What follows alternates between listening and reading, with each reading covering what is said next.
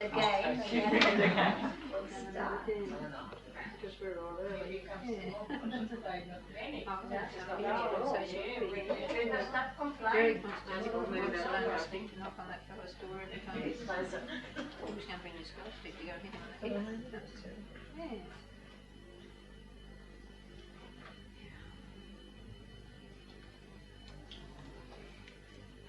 Hello, welcome. Lucy.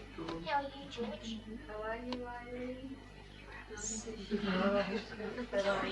Good thing. No, you're not late. Just on time. Starting now. Yours and Christine. In the name of the Father, and of the Son, and the Holy Spirit. Amen. Hail Mary, full of grace, the Lord is with thee. Blessed art thou among women, and blessed the fruit of thy womb, Jesus. Holy Mary, Mother of God, pray for us sinners now and at the hour of our death. Amen. Our Lady, seat of wisdom. Pray for us. In the name of the Father, and the Son, and the Holy Spirit. Amen. Okay, now, for those who weren't here last week, I have to explain we just finished the catechism. So we are starting today on this book, Life Everlasting, by Garrigou-Lagrange, and as I said, it is available. If anybody wants to have it, you can order it from Andrew, who's not here just now, but he can come, I think. So you can have a text. Now, this book, it's got a preface, so in the preface it tells us the book is really called Life Everlasting and the Immensity of the Soul. The Immensity of the Soul. And he's talking about the height and the depth the soul can reach, kind of thing, and he's explaining that will make us realize better, because life everlasting, of course, is about the four last things, which are four last things, which are death, judgment, heaven, and hell. So he says that will make us understand better about all these things. So he explains that is why he starts with explaining about the soul. Hello, Marcel. So he says our chief concern will be the immensity of the human soul, first in our present life, then in the particular judgment, at the moment when the soul is separated from the body. And then we get a better understanding of all these things. He's talking about that life everlasting throws a great light on our life here below. It draws us up out of our superficiality and drowsiness, and it reveals the immensity of our souls. St. Thomas's doctrine on this point illumines the solution of many great problems and prevents us from resting in a superficial attitude of mind.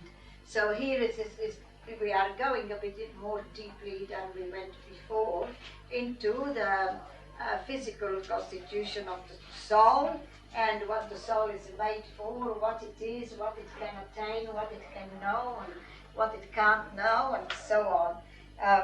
So that we get a good idea of what we're talking about. So he gives us his purpose to enlighten souls, to arouse conscience and responsibility. So to enlighten souls, to make us understand better what we are and what we're made for. And then he says that this book would recall those who may be on the road to perdition. He hopes that it will bring them back to the straight and narrow, that it would instruct those who often commit deliberate venial sins, and those who take no pains to expiate sins, when mortal, which have already been confessed and remitted, but we still have to pay the penalty, and we forget about that. And above all, He wants to give the reader a high idea of heaven, of eternal happiness in opposition to hell. And also to make us understand how we can be retarded in reaching heaven by sojourn in purgatory. So to attain heaven is to reach our ultimate and supernatural goal, to see God as he sees himself, to love him as he loves himself, to possess him and failing him forever. So this is the purpose of the book then. You see, it is to talk about life everlasting, about our end, which of course is the more important thing, because ends are always more important than means. It is what we are here for, why God created us, what he expects from us, and what we can attain, life everlasting. So we will start off then. The first part of the book is about soul immensity in our present life, about our soul now, because the soul will be in a different condition, will be the same soul, but in a different condition after we die, because it is out of the body and hasn't got a body to rely on. So the first chapter, I'll put it down, is soul immensity in our present life. Soul immensity in our present life. Soul immensity in our present life. And this is the first chapter. So a lot of you, this really is a bit of philosophical psychology here, about what we are, how we are made and so on. Psychology is the science of the living, and here we have, you see, first something on our sensibility and will and intellect and so on. So a lot of you would have already heard this before, so I hope you bear with me, I'll have to repeat it again. So we start with this on sensibility. Sensibility is our sense appetite. You see, we are made up of body and soul, man, made up of body and spiritual soul.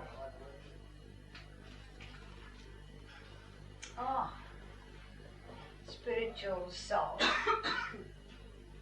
Now, and our powers of knowledge are the senses and the spiritual powers, which are the powers of the soul, the intellect, and the will. So we have what we call our senses. Our senses, you see, no creature acts immediately through its substance, what it is. It always acts through the medium of powers. So you see, we have man, that's his substance, what he is, but he doesn't act through his nature immediately. I mean, what do I see with? My eyes or my nature? My eyes. Because I can have a human nature and no eyes, and what happens? I don't see. So I don't see with my nature. I see through powers. We always act by the medium of powers. I don't act through my nature immediately. My nature has powers. I act through powers, and then I'll have to perform the act. So when we have certain powers that belong to both the body and the soul, and we call them organic powers. So if we talk about powers, powers are powers that can do. Sometimes we call it by another name, which we call it a faculty. A faculty is a power. So we can talk about our faculties or our powers. Now, when we have those powers, they are can-do. By can-dos, I mean my eyes are can see, my power of sight is a can see, my power of intellect is a can think, my power of hearing is a can hear, all right? They are what makes us do things. Now we have those powers, and some of these powers are organic. In other words, there is an organ of these powers. And all other of our powers are inorganic. Inorganic, or another word for inorganic is spiritual, or spiritual. Or spiritual.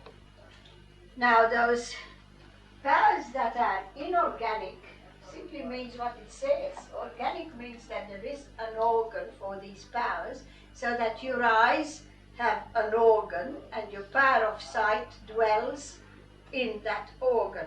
And if you lose that organ, you can't see. Those inorganic powers are powers that have no organ in the body.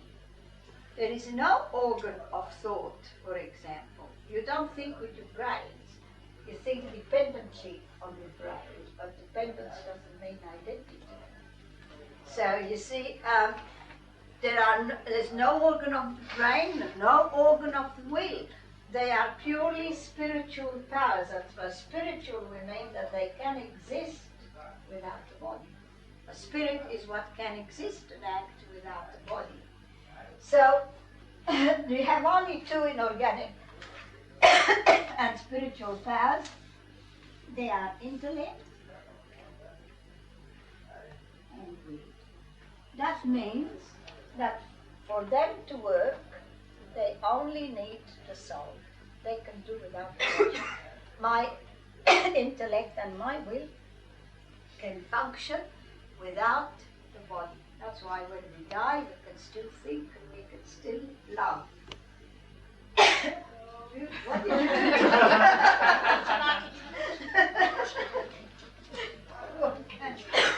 do? Now, the organic powers mean that there is an organ of these powers. And the organic powers depend for their function on both the organ, which is provided by the body, and the soul, which is and the soul, which of course comes from. So you see, they need the organ. These need organs, and they also need power. The organs are provided by the body,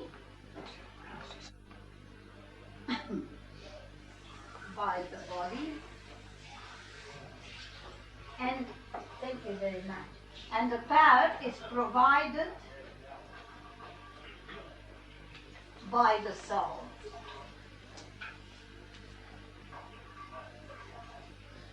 So to function, for my power of sight to work, I need my body and soul conjoined together. If they are separated, I can't see. In other words, if I have no organ of sight, I can't see. And if I have no power, no soul, you can have a good organ of sight in a corpse, but no soul, it can't see either. So you see, for them to function, they are dependent on both the body and the soul. These, the inorganic powers, are not dependent on the body at all. They are dependent only to get their object, but they can think without the body, and of course this power, what it does is think, form ideas, and this one is love and hate and all the rest. So they're what they do, and that can be done without the organs, without the body. These powers can function without the body, these cannot. Right? You get the idea? It's something like the tube there. You got to have the tube, which is the organ, you got to have the power, otherwise you get no light. That's right, you need both. And these are how our sensitive powers. These are sensitive powers. The organic powers are the sensitive powers. They are the powers for sensation, what we know with. these are intellectual powers, organic, spiritual, or if you want to call them intellectual powers.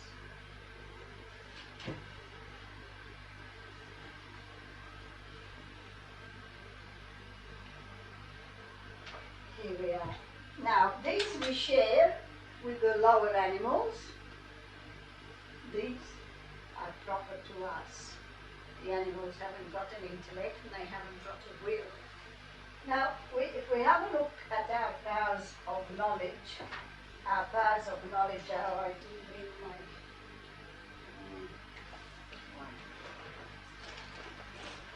I forgot to bring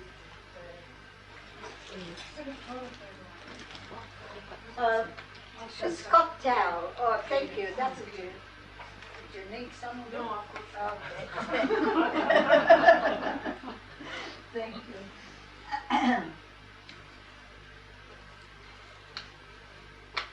Right. Now, if we look at our powers for knowledge, powers of knowledge. It does not do a good job.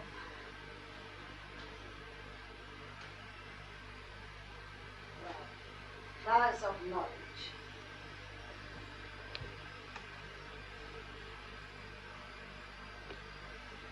We have, again, our senses and our intellect. Now, there is a dictum that says, every knowledge is followed by some inclination. Every knowledge is going to result in some movement of our senses.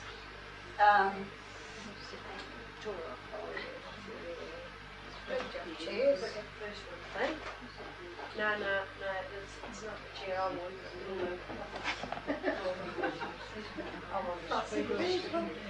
I want a special chair, and I'm not getting it tonight. But I'm not complaining, I'm just saying. You're offering it up.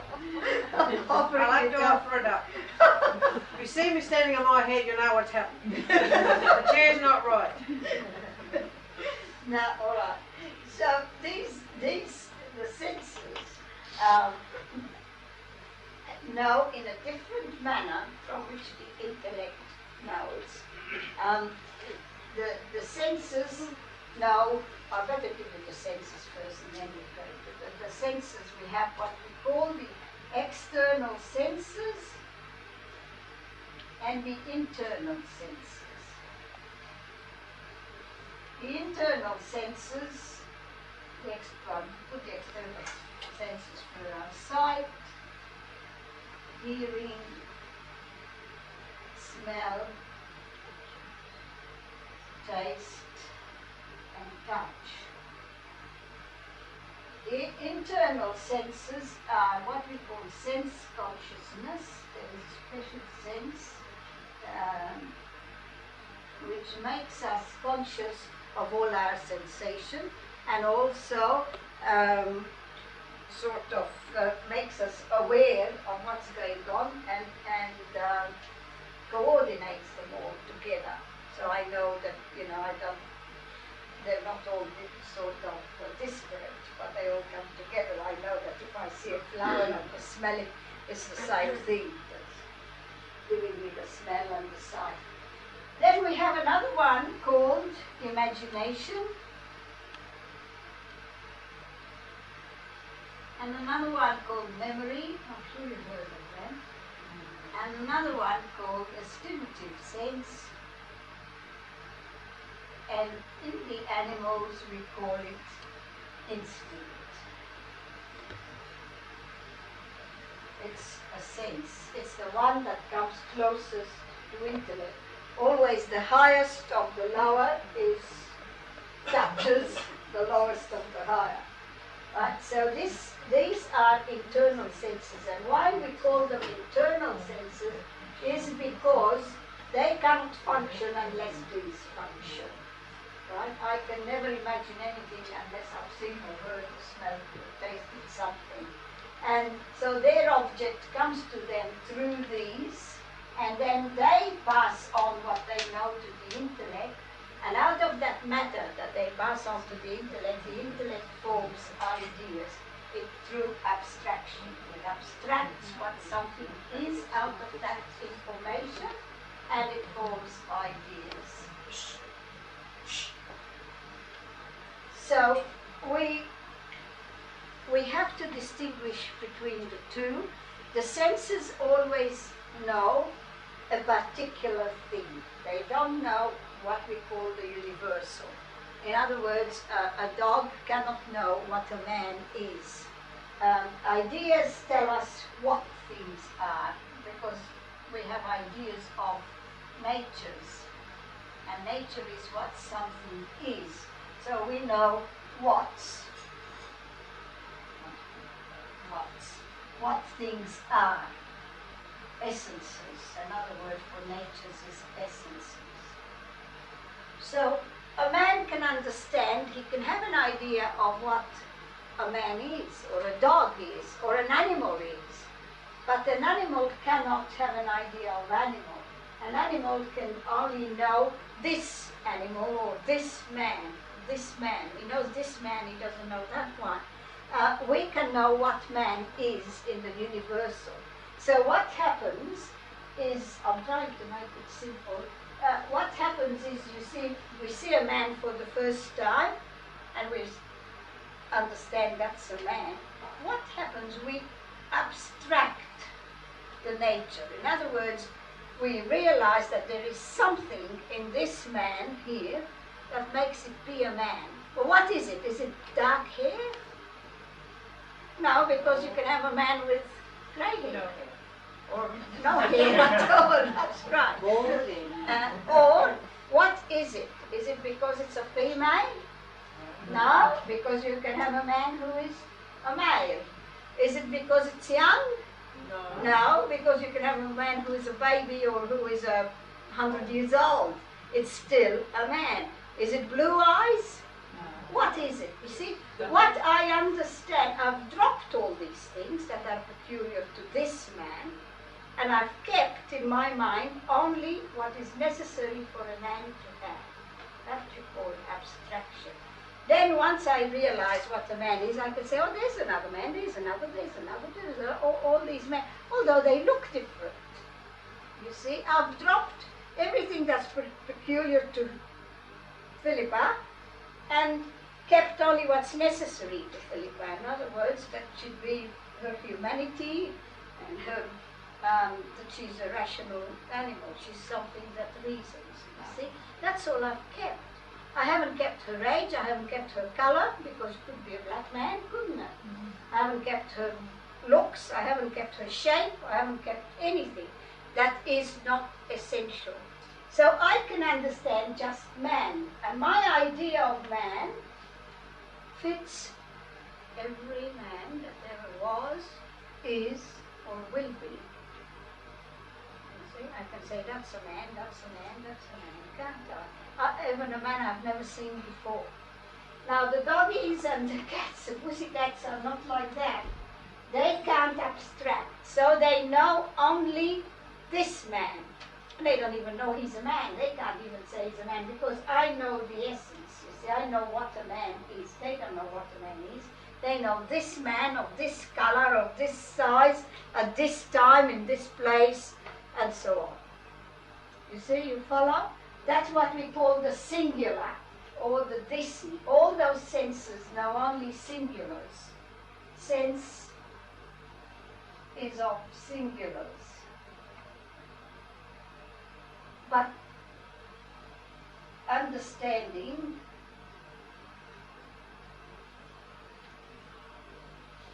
is of universals. I'll give you an example. For example, if I say animal, you'll understand something, don't you? Without understanding whether it's got to be a cat or a dog or a mouse or an elephant or a whale, or you just understand animal. But animal as such, which is neither a dog nor a cat nor a snake nor a chook, doesn't exist. Does it? Because every animal that exists has got all the thisnesses. this animal here at this time, of this size, of this color, in this place. You see, that's what sense sees. But intellect can understand just animal. And these internal senses, they are senses. That's precisely the distinction between a sense and an intellect. Is that an intellect knows universals or natures, universals. And sense knows only what is thisy or singular. And that's why these are senses, because they only know the thisy. This one, if I imagine a man, I imagine him of a certain size, of a certain color, of a certain shape, and so on, don't I?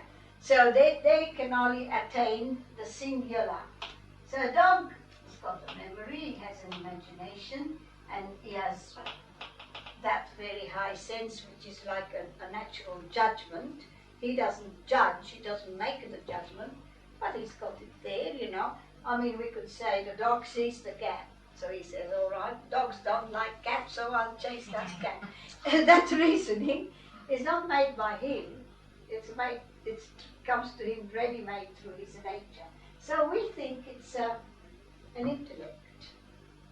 You know, very often you get men or cat people in my class being offended, and very badly offended, because I say that dogs don't have an intellect.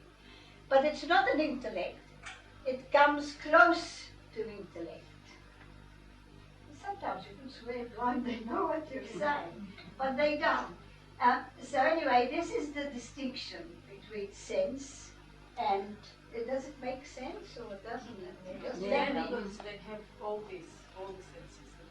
Some animals, the perfect animals, have all the senses, the others don't, you know, like you get an oyster or something. But these animals, the higher animals, yes, they have all the senses, but they don't have an intelligence.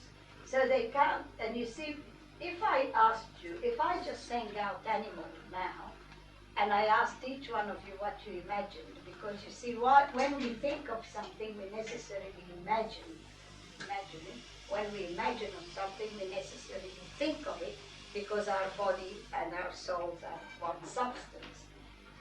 You're probably all thinking of a different animal, imagining a different animal, but you're all understanding animal without it being horse or cat or flea or fly or whatever. All right, so now this is what Garrigou is trying to say here, is that you see, even with our senses, we can reach a certain depth. I have better explain something else before we go to that. Now, as I was saying before, every knowledge is followed by some inclination. In other words, some movement of your appetite. Now, the knowledge is always followed, always, knowledge, no matter what kind of knowledge, is always followed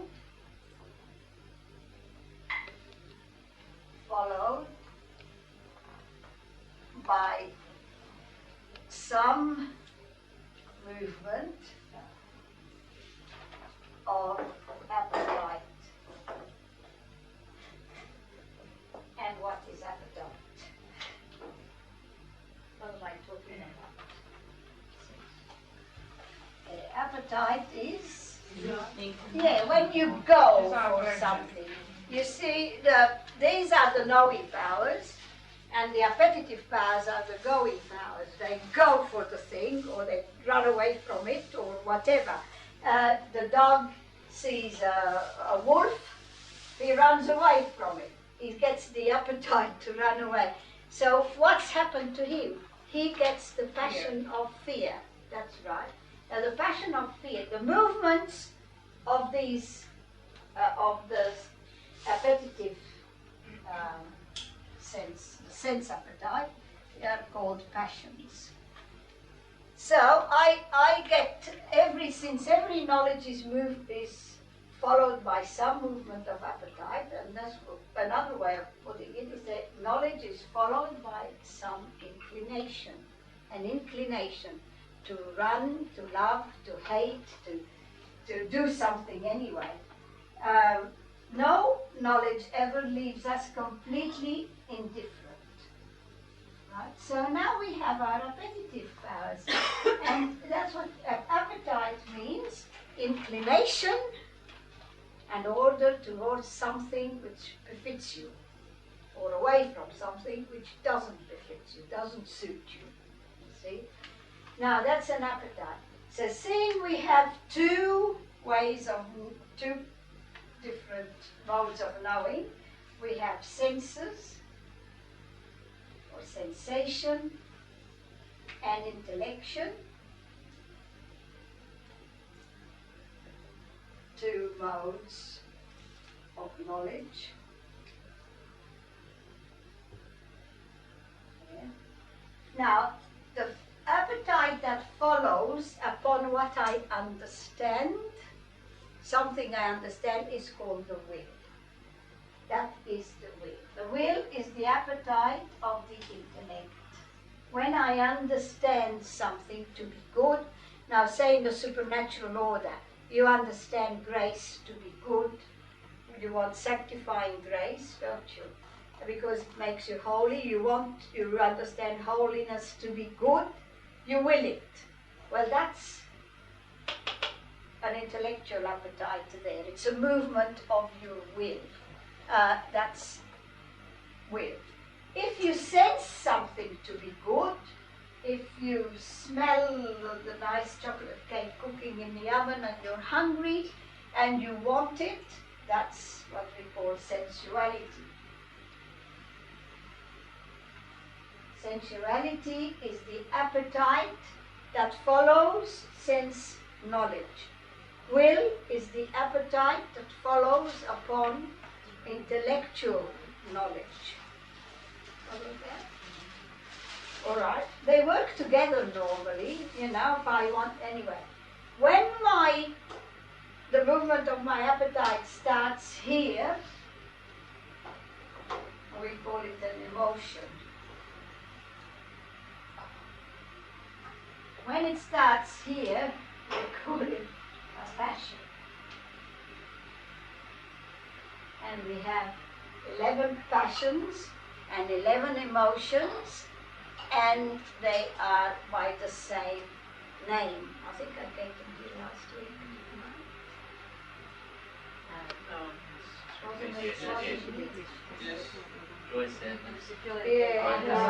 Well, anyway, we'll give you the name. They both have the same name. Love and hatred, desire and aversion, joy and sadness, courage or audacity, sometimes called courage, and fear and hope and despair, and one on its own, anger. Okay, there are 11. So we have 11 emotions and 11 passions. One, every time you know something, you are going to have a movement of your appetite, because knowledge just knows things. Knowledge really, when we know something, we drag it into us. And when we love something, it drags us towards it. You know what our Lord said, your heart is there where your treasure is, didn't he? In other words, our heart is with what we love. Our heart goes to what we love. But what we know comes within us. Right? So these are the powers that move us. These will and sensuality are what we call the appetitive powers.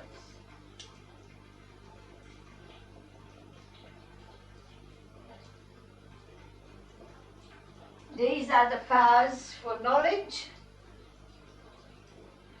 These are the appetitive powers. And every knowledge is followed by some appetite, by some inclination. Now, perhaps in view of that, we might be able to get on to this. See, Garrigou says here, order demands that we study the first depths of our emotional life as illumined by sense cognition, sense knowledge, and those of our voluntary life as illumined by our intellect. You see, so now we have two kinds of lives. This is our emotional life, illuminated by sense knowledge, and then the voluntary life, illuminated by the will. And of course, the will is the big one. The will is the one that must control all the other powers, as we shall see. Progress is acquired in acquired virtue, and still more progress in infused virtue will reveal immense depth and will clarify in particular the growth of charity in the souls of the saints, both in their hours of trial and in the joy of their apostolic triumphs. So sensibility, or sensuality, no, sensibility is that, you see. The source of passion and emotion is like sense knowledge and imagination, common to animals and men. That's what I was saying. And we shared this with the animals. Our sense appetite and sense knowledge, the animals have them. This sensibility we call sense appetite, to distinguish it from the will, which is a spiritual faculty or power, which man has in common with angels. Angels have it, but animals have not. Passions, emotions, the movements of sense appetite arise when sense knowledge or imagination puts before us something that we can sense and which is attractive or repellent, as we said. So, you know, the dog sees the wolf, he runs away, but he sees a bone, he goes towards it. Knowledge determines what he's going to do. Thus we note that the desire for food appears under a peaceful form in the dove and in the lamb, but under a violent form in the wolf, the tiger and the lion. See, certain animals react differently, but they all do have some reaction. The first among all passions, the source of all the other passions, is this one, sense love.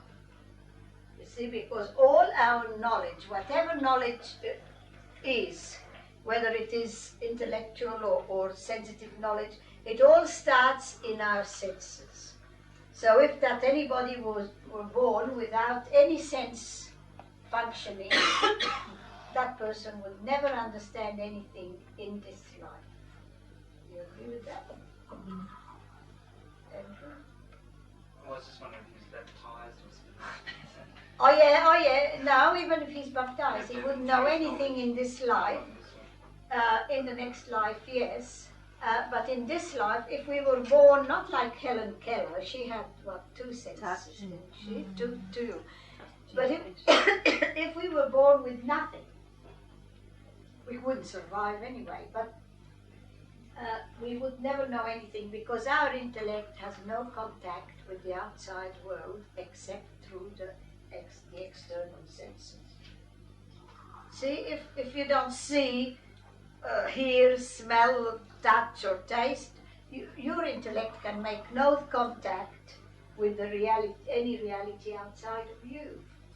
Not even inside of you, because you can't even feel whether you have a pain or anything. You see? So your intellect would never function in this life. All knowledge starts there. But all sensuality, all movement starts with sense love. Because you either love it or you don't love it or whatever. So all that is the first passion. Now, the love, for example, of the animal for the food it needs, well, where does it start? With sensual love. From this love rises a series of passions, and he mentions them all here as I have mentioned them. All right, we'll leave it there and we'll have a cup of tea. Hello. I did what you wanted, I'll be married. You want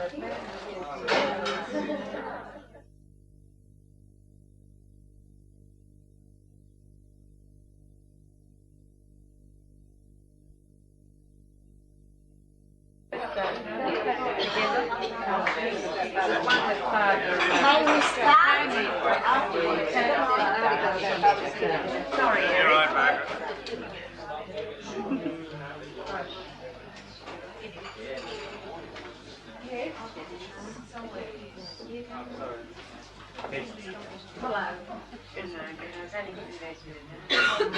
Now we carry on with what we were doing. We were talking about the passions. So, passion is a movement of the sensitive appetite. It's the reaction to a knowledge, some kind of sense knowledge. Passion is not always, but may become very keen and vehement and dominating. So, in man, the passions are meant to be ruled and disciplined by reason and will. Now, that sentence says such a heck of a lot. Because today we have psychologists who tell us that children should be uninhibited, that they can write on walls, they can walk on the chairs. It's true. And you must not direct them, or else, you know. They'll take you to court. Yeah, oh yes, yeah. Not only they take you, yeah, now they can take you to court, but besides that, you know, they should feel free and do what they like and so on. But first of all, that is modern psychology, and that is, I'm afraid, the root of a lot of our mistakes. But I have to explain that for every science there is the philosophical counterpart of it. So if you have scientific psychology, experimental psychology as we call it, you have the counterpart of it, which is philosophical psychology. This is what we have been doing now as a part of philosophical psychology, not experimental psychology. If no matter what you have law, you have the philosophy of law. If you have man, the science of man, you have the philosophy of man. There is always a philosophy which is the fundamental science on which the others should be based, and they shouldn't overlook it. Now, this is what we are doing here. So I said it was psychology, but I don't think you are doing the clinical psychology or the psychology, what I call the experimental psychology. No, this is a bit of philosophy. The experimental psychologist would go on experience. If he is talking about the virtue of fear, he would tell you what happens to you when you are afraid, whether your heart is beating faster, or whether you go pale, or what is happening, or what happens to your temperature, that kind of thing. He is looking for experience. He is looking for what he can measure, you see. But the philosopher is not looking for that. The philosopher is looking for meaning. So if the philosopher talks about fear, he's talking about what is fear. And it mightn't be experimental at all. It must be just something you understand, you see. So the philosopher can very well talk about freedom, for example, and explain what freedom is, give you a definition of freedom of the will. As we know, every will is free, whether it is the will of man or the will of angels or the will of God. But there is no experience. All the experimental science can tell you is what you feel. Do you feel free or don't you? They cannot very well give you what the philosopher can give you. You see, so we're going to understand what natures are. The sciences are trying to work out what they can know through experience, what they can observe, what they can measure, and that kind of thing. So there are different sciences altogether. Also, they use the same terms, but they don't mean the same thing. Philosophers and scientists don't mean the same thing by the same terms. So be careful about that. I know I was talking about intuition, and somebody in the class who had done experimental psychology thought I was giving the wrong definition of intuition, because to him, intuition meant, a hunch. That's what we talk about, intuition. We don't mean that. When we talk about experience or intuition, we talk about a knowledge of something which we know in its very existence. Now I'm experiencing Carmel there. It means she's present to me, and I know her in her very existence, and if I experience her, I can swear she is there. So the experimental powers, speaking philosophically, the experimental powers in us are the external senses.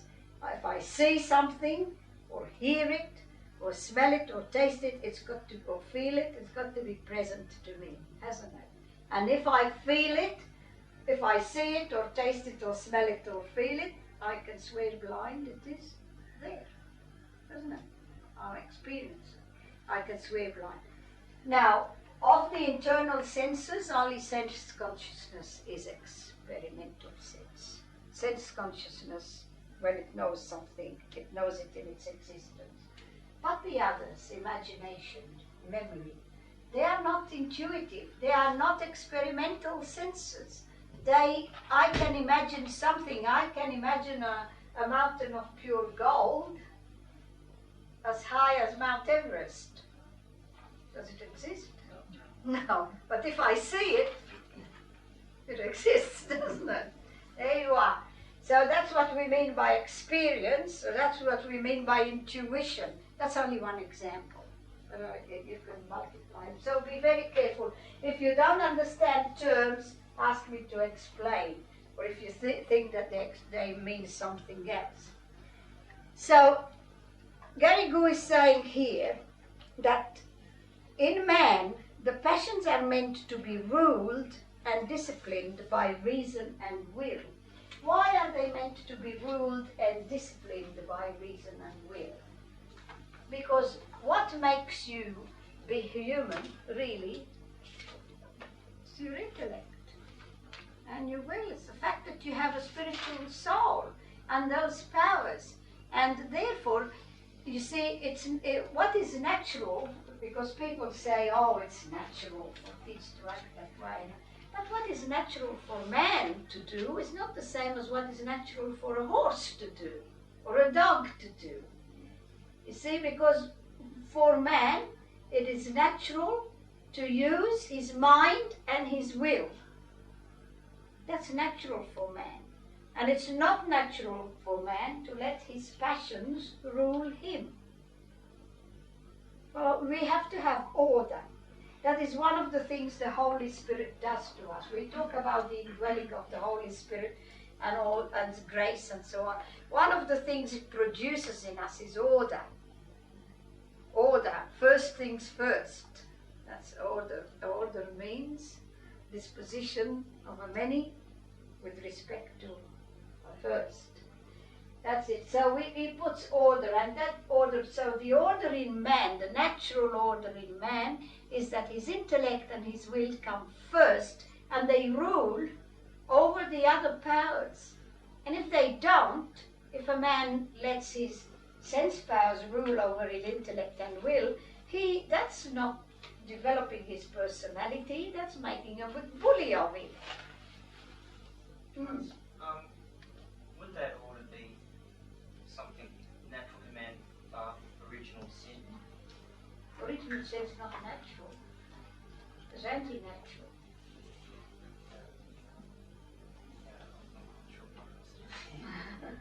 You see what I mean by natural? I mean it comes from his nature.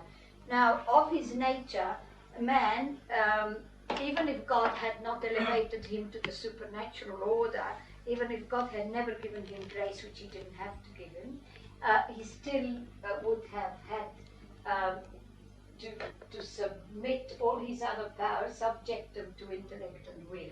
And it would have been the natural thing for him would have been to love God above all things, even though he would have never been able to see God, because without grace it wouldn't. But and to be friendly with other people and to love them, which still would have been that. but in a natural order, not in a supernatural order. Now, when original sin happened, what did it do to our will? What did it will? It weakened the will, darkened it. Not only weakened the will, it did worse than weaken the will. It turned it from love of God above all things to love of self above all things. That's why original sin is equivalent to mortal sin. It's not guilt. I mean, we're not guilty of it. But it's a mortal sin in the sense that with it we can't see God because we haven't got grace. You see, and that's what mortal sin does to us. So it's not natural, therefore it's anti-natural. You see, and it did impair our nature. It didn't only take away from us grace and the supernatural. It took from us things that were natural. For example, as I said, if God had never given us grace, we would have loved Him still above all things without grace. But now, with original sin, we are born with our mind turned away from God. See, man is born loving himself more than God. That's the definition of mortal sin. Can you just relate that to pride? Pride? Because wasn't the original sin a sin of pride? Yes, all sins are sins of pride. It was a sin of pride, but it was pride in Adam, not in us. We didn't. But we get that with original sin, isn't it? Yes. We could still have been proud as Adam was, even with grace. But yes, as a result of original sin, we love ourselves more than God. Therefore, we want to be better than God, and so on. Yes, it came from pride. Pride and egoism, in other words, selfishness, are in every sin.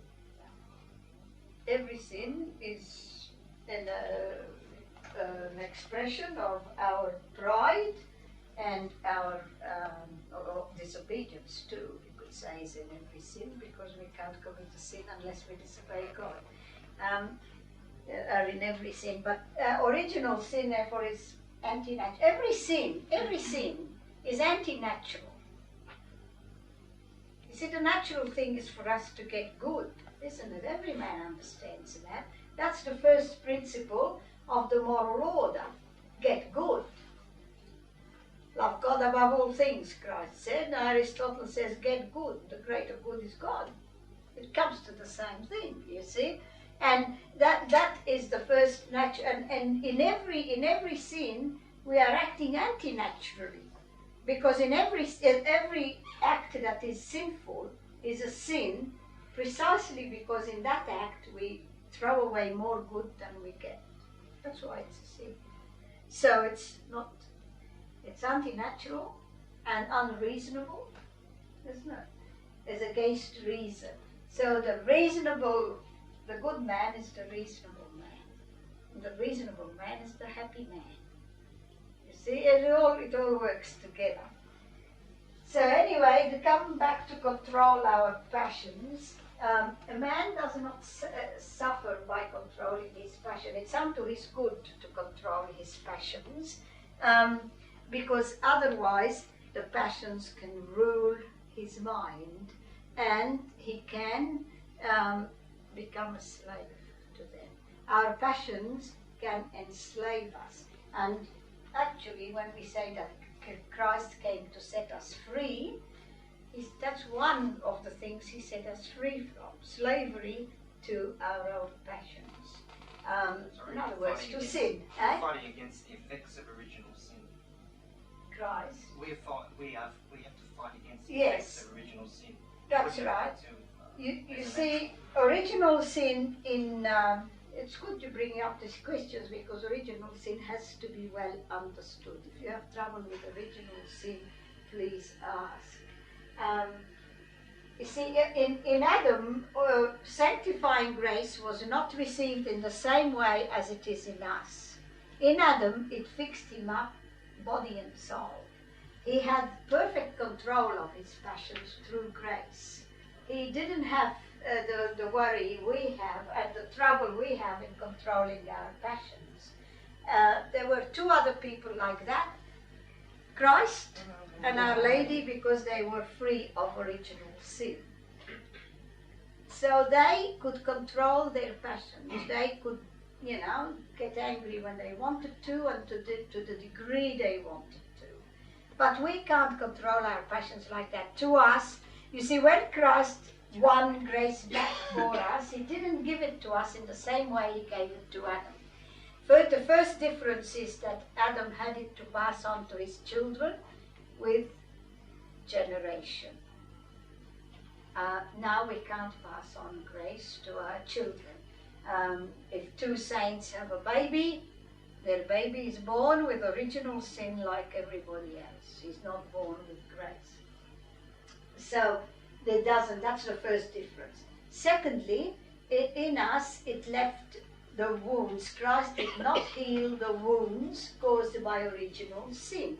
And they were the four wounds of original sin left in us by original sin itself. Now, these four wounds were ignorance in the intellect,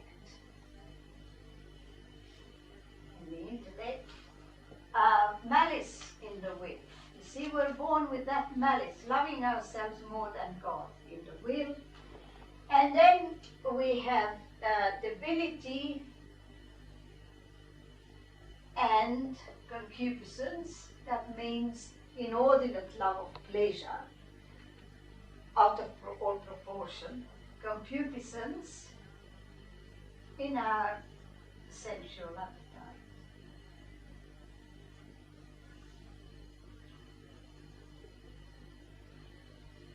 You see, so now these wounds are,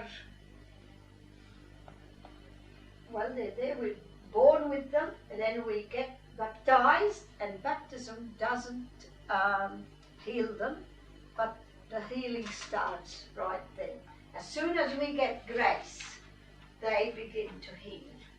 The healing process has started on this. But it's the job of a lifetime to get rid of these. See, so Adam had it very easy, really, if he hadn't mucked it up. But he mucked it up. So, unfortunately, we are born that way, but still God gets good out of evil, so we might be better off this way. That explain it?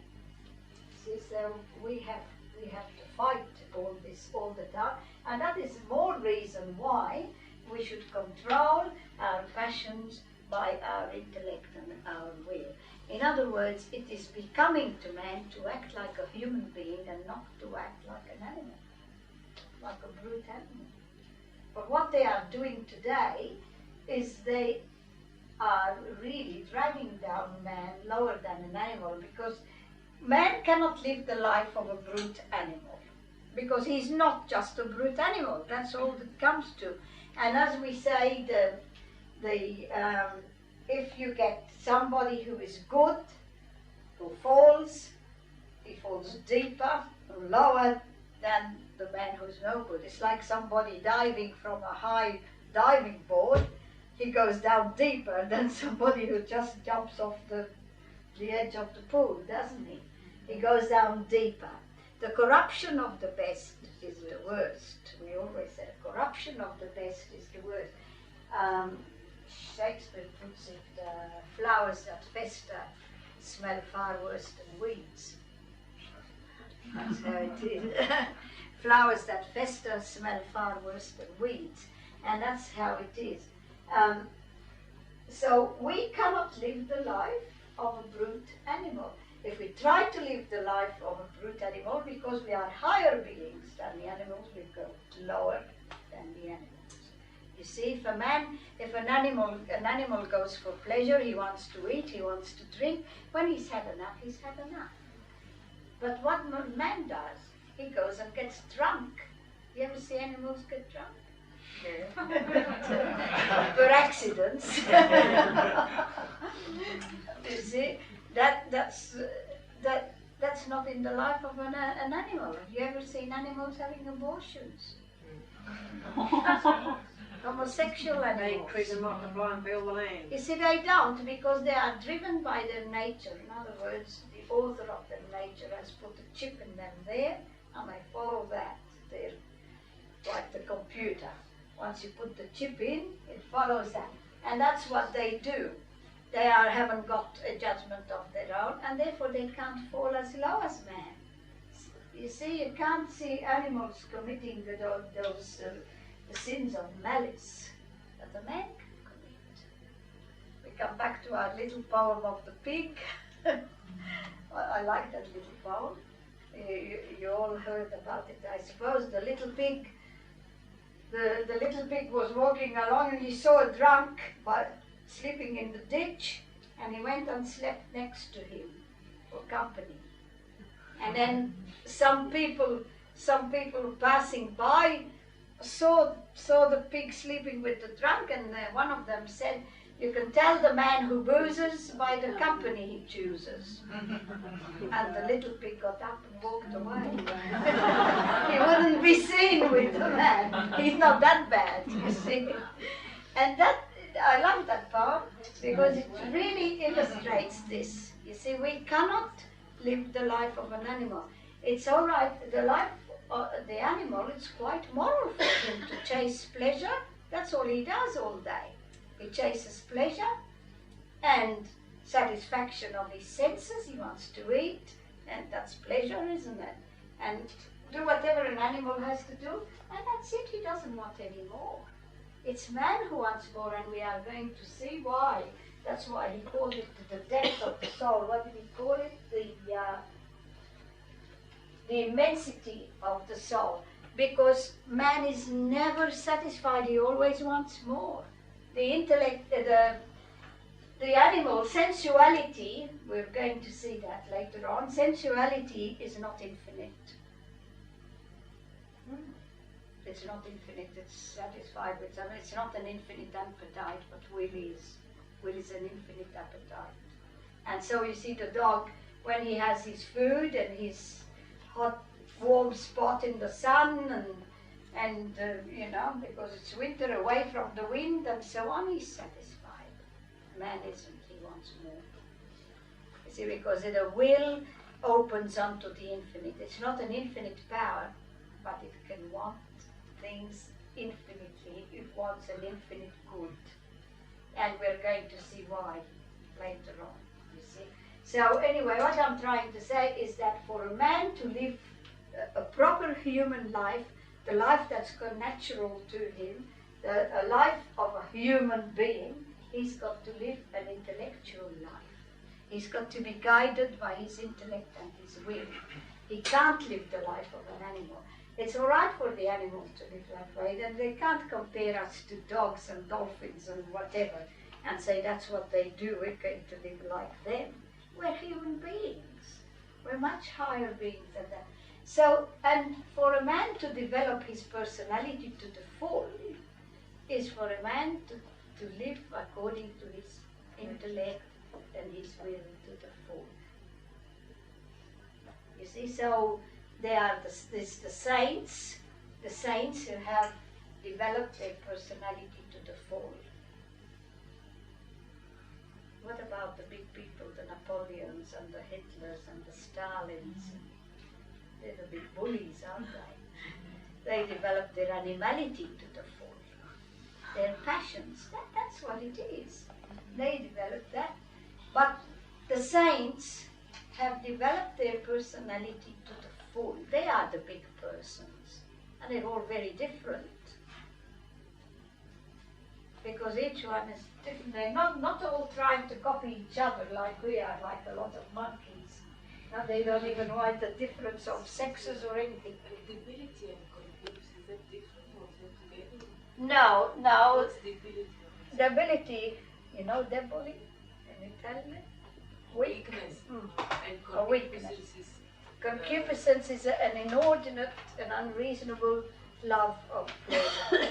In other words, we all incline to pleasure, but pleasure is not condemned by the church. Pleasure is something good. But because of original sin, we tend to want pleasure all the time. You know, we're never satisfied with a little bit. If you have 1 hour of recreation, you want 2. That kind of thing, you know.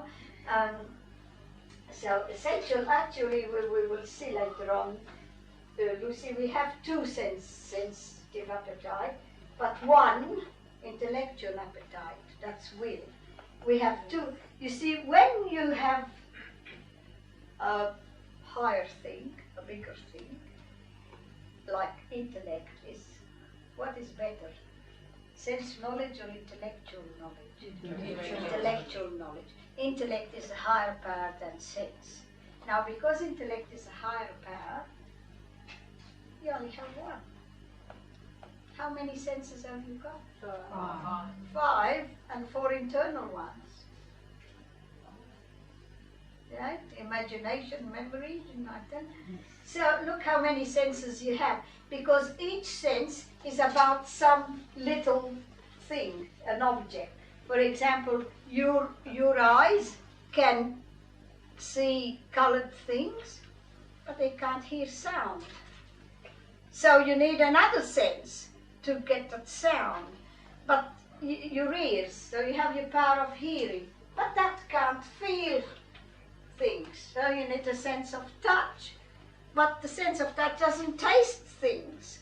So you need a sense of taste, and so on, because one sense doesn't cover the whole range of things. But the intellect can understand sight, can understand color, can understand noise, sound, can understand taste, can understand. So you don't need many intellects. 1 is enough. It covers everything. So see, it's got a big range. Everything fits in it. So we have only 1 intellect. And the same with the appetite. 1 intellectual appetite, which is the will, but we have 2 sensitive appetites. So I didn't want to go complicated, that's why I put it that way. But the ability, you see, the 2 sensual appetites are the irascible appetite,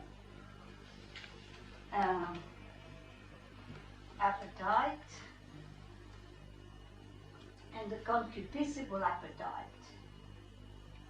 Why we have 2? For the same reason, that 1 doesn't cover everything. Now, the ability is in that one, and concupiscence is in that one, but they're both sensual appetites, you see? Because this one is an appetite to defend ourselves, preserve ourselves, face up to hard things, the appetite of the mother chook to defend her chickens against the cat, or that kind of thing, aggressive kind of thing. And this one is the appetite for pleasure. And there's 2, but the will covers them all. So you have 1 intellectual appetite, 2 sensitive appetites. You have 1 intellectual power for knowing, and 1 intellectual appetite. You follow? The higher the power, the fewer powers you need. So you have to follow. The ability is in the irascible appetite. In other words, now it makes us weak. We can't face up to hard things. Our courage, in other words, our fortitude is weakened. That's why we call it weakness. That's what ability means, weakness. And the concupiscible appetite is just, whereas we could regulate our pleasures, now we're unreasonable about it. We want to have pleasure all the time. You see, that's in that concupiscible appetite. That answer your question? Okay. So anyway, we come, what I do in my book. That mine? Is it? Yes, so that sentence, we have to write it in gold. In man, the passions are meant to be ruled and disciplined by reason and will. See, now we've let discipline go. You go into schools, there's no discipline at all. They don't know what it means anymore. the kids have sitting in on square tables so they can talk to each other and walk around the room and all that kind of thing. Too limiting now. I know they reckon it's limiting, but actually we are limiting them by not teaching them to use their mind and their words. Well, freedom is another term that is misunderstood today. We will see all that as we do this book. But you see, freedom does not mean the capacity to do anything and everything that you like. You see, because are you free to go and jump off the gap? You are, but if you do, you see, and the same thing in the moral order. You see, we have certain things we have to control ourselves. We can't do them. I can murder someone, but I'm going to suffer the consequences. Same that. So freedom means that we can choose if we keep our end in view. Then we can choose what we like. St. Augustine said, love God, that's your end, then do what you like. But the first condition is love God. But now freedom is understood that, you know, if you can't go and jump off the gap, you're not free. Are you free not to breathe? If you want to, but you know what will happen. You know, the same thing. You see, we have to do certain things because of our nature. Anyway, we'll see all that later on. Now, thus ruled, the passions are weapons which defend a great cause. And this is the teaching of the Catholic Church, that the passions are good. They are not bad, they are good. People think that they are bad. They want to get rid of their passions. No, the passions are good if we use them reasonably, correctly. That's right. If we do that, then they are going to help us live a good moral life. You see, if you, for example, you love God, all right, you can love God with your will. If you can bring your feelings into it as well, you will love Him more strongly. In other words, you can love Him with your will and with your sensitive appetite. And they'll help you that way, because if you feel, you can want to do it more. And so the passions are good. Everything that God gave us is good. So the passions are good, but they have to be used in accordance with the nature of man.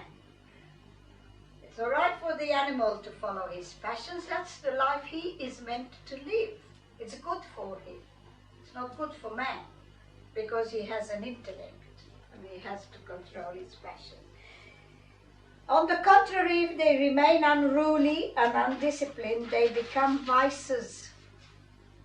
You see, an undisciplined passion is a vice. Love becomes gluttony and lust. What we love, in other words, we will either want to eat too much or have inordinate sexual pleasures or that kind of thing, and that is gluttony and lust. Aversion becomes jealousy and envy. Audacity, that's courage, becomes foolhardiness. We go stupid. You see people doing stupid things today too, on things like that. Fear becomes faint-heartedness and cowardice, and so on. So if we are going to follow just our passions and forget our mind and our will, we'll end up full of vice, and we will be very unhappy, because man cannot be happy unless he lives the life which God meant him to live. That means the life in accordance to his nature. These wide contrasts, both in good and in evil, show how deep and immense is the world of passion. Even in the animal kingdom, what heights are scaled by love and hate. In the lion, for example, attacking his prey, in the lioness defending her young, there is a great power there, isn't there? But this width and depth of passion is still more immense in man, because man's intellect grasps universal good, and man's will desires that boundless good which is found in God alone. What he is saying here, you see, remember what I told you? Every knowledge is followed by some inclination. Now, my intellectual knowledge, my intellect grasps this idea, good. Good as universal. That doesn't mean a good cake, or a good horse, or a good man, or a good car, or a good house, or a good anything. It means good. Anything that is good is contained in that. So in a way it's infinite, isn't it? A good idea. No matter what I have, doesn't fulfill that idea. Does it? If you have your car and your house and your swimming pool and your health and everything else, you can still want more. And because we understand that, there arises in our will the inclination to love it.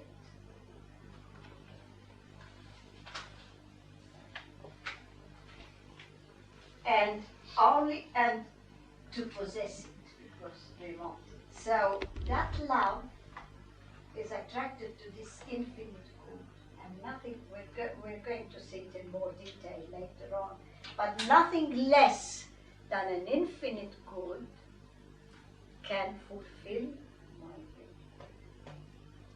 Because although my intellect is not an infinite power, neither is my will an infinite power, because I'm not an infinite being, nevertheless it opens unto the infinite. Is there anything we can't understand? We can understand everything, not fully, not comprehensively, but apprehensively we can understand everything. We can understand God, we can understand everything. We can understand that we can always want more. And that's why our will is never fulfilled until we possess that good, which is everything. And that's why St. Augustine said that God made us for himself, and unless we have him, our hearts are not at rest. But the dog doesn't have that concept. He doesn't hanker for an infinite good. That's why he's satisfied. His desire is limited. He can be satisfied until he digests his food, then he has to look for more. But for a while he's satisfied, but man isn't. Man isn't until he's got that. And that's why, and St. Augustine knew what he was talking about, because he had gone around looking for other things, hadn't he? But he wasn't satisfied. He had everything he wanted. He was one of the greatest intellect that ever lived. He was a very big mind, St. Augustine. He had everything he wanted, but yet he wasn't satisfied till he got God. And that's why he said, you know, our hearts are not at rest until they rest in thee. And he talks about God of beauty ever ancient and ever new. New because, you know, it's renovated all the time. We have God, we can always see more in him. So our intellect and our love, it's possession of that will make us happy. So that is what Garrigou-Lagrange is saying here. So he's saying, hence man's will, when man's will does not follow the straight road to God, when man seeks supreme happiness not in God but in creatures, then his concupiscence becomes insatiable, because he has unlimited desires for a good that is limited. So he wants to have more money, more possessions, more money, and it never adds up to the infinite. But his desire is infinite, so it never fills it. You follow? All these are finite goods. All right, passion, says St. Thomas, when it is truly natural, that is founded on man's nature, cannot be boundless, because it desires only what nature demands. And the sense good which nature demands is limited. But our will desires the infinite. And so we have to possess that. And please God, we will when we get to heaven. Or I will leave it there and carry on next time. If anything is too difficult or too, I don't know, abstruse or anything that you can't understand, ask me. I don't mind the questions. because we have to understand what the soul is, how it works, what its powers are, so that we can understand more about heaven and hell and judgment and all that. Okay, thank you very much. Thank you,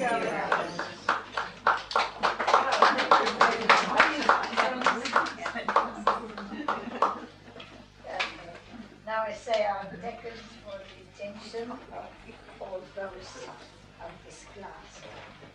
The second sorrowful mystery, the scourging of the pillar. Our Father who art in heaven, hallowed be thy name. Thy kingdom come, thy will be done on earth as it is in heaven. Give us this day our daily bread, and forgive us our trespasses as we forgive those who trespass against us. And lead us not into temptation, but deliver us from evil. Hail Mary, full of grace, the Lord is with thee. Blessed art thou among women, and blessed the fruit of thy womb, Jesus. Holy Mary, Mother of God, pray for us sinners now and at the hour of our death. Amen. Hail Mary, full of grace, the Lord is with thee. Blessed art thou among women, and blessed the fruit of thy womb, Jesus. Holy Mary, Mother of God, pray for us sinners now and at the hour of our death. Amen. Hail Mary, full of grace, the Lord is with thee. Blessed art thou among women, and blessed the fruit of thy womb, Jesus. Holy Mary, Mother of God, pray for us sinners now and at the hour of our death. Amen. Hail Mary, full of grace, the Lord is with thee. Blessed art thou among women, and blessed the fruit of thy womb, Jesus. Holy Mary, Mother of God, pray for us sinners now and at the hour of our death. Amen. Hail Mary, full of grace, the Lord is with thee. Blessed art thou among women, and blessed the fruit of thy womb, Jesus. Holy Mary, Mother of God, pray for us sinners now and at the hour of our death. Amen. Hail Mary, full of grace, the Lord is with thee. Blessed art thou among women, and blessed the fruit of thy womb, Jesus. Holy Mary, Mother of God, pray for us sinners now and at the hour of our death. Amen. Hail Mary, full of grace, the Lord is with thee. Blessed art thou among women, and blessed the fruit of thy womb, Jesus. Holy Mary, Mother of God, pray for us sinners now and at the hour of our death. Amen. Hail Mary, full of grace, the Lord is with thee. Blessed art thou among women, and blessed the fruit of thy womb, Jesus. Holy Mary, Mother of God, pray for us sinners now and at the hour of our death. Amen. Hail Mary, full of grace, the Lord is with thee. Blessed art thou among women, and blessed the fruit of thy womb, Jesus. Holy Mary, Mother of God, pray for us sinners now and at the hour of our death. Amen. Hail Mary, full of grace, the Lord is with thee. Blessed art thou among women, and blessed the fruit of thy womb, Jesus. Holy Mary, Mother of God, pray for us sinners now and at the hour of our death. Amen. Glory be to the Father, and to the Son. Yes. I'm trying to find out how to get that little bit of thing that has the site at the... Well, are you ready, George? I don't know what you're saying. I'll ring the bell. It's on. In the name of the Father, and the Son, and the Holy Spirit. Amen. Hail Mary, full of grace, the Lord is with thee. Blessed art thou among women, and blessed the fruit of thy womb, Jesus. Holy Mary, Mother of God, pray for us sinners now and at the hour of our death. Amen. Our Lady, seat of wisdom. Pray for us. St Thomas Aquinas. Pray for us. In the name of the Father, the Son, and the Holy Spirit. Now, those people who have not been here,